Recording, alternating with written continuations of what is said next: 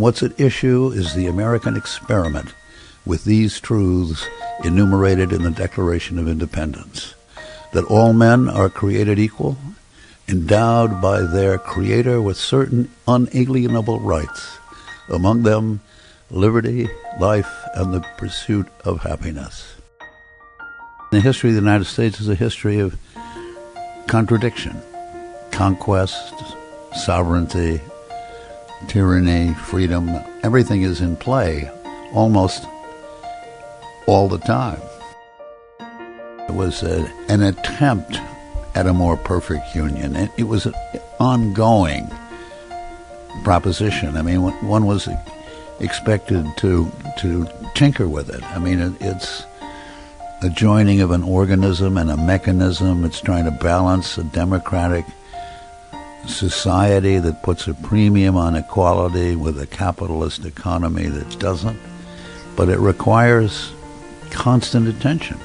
And it has been constantly reshaped and reformed. It isn't written in stone. It's not engraved in metal. It is a parchment barrier, as Madison called it, and it is inadequate. I mean, it obviously it sanctioned slavery. It's just the fatal flaw of the document that led to 750,000 deaths in the Civil War and to the endurance and suffering of millions of enslaved people for decades after its ratification.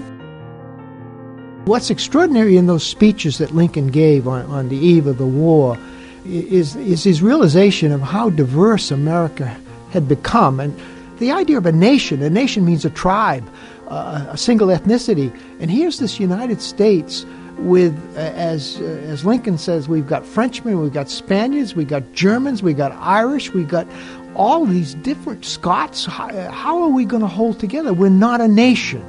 And that's a concern that people have increasingly through the period, the antebellum period. And Lincoln says, well, we have an answer to that.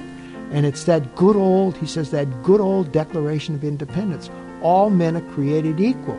And he says, and this is true for all men in all times. And then he says, all these immigrants who came here have a bond with the founders. And then he goes on with an image which I find still startling. He says, as if they are flesh of the flesh and blood of the founders.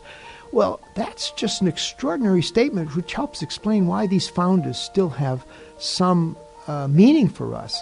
He's saying that declaration that they created, that Declaration of Independence, is what gives them a kind of blood relationship to everybody who comes after, even if they have no actual blood relationship with the people.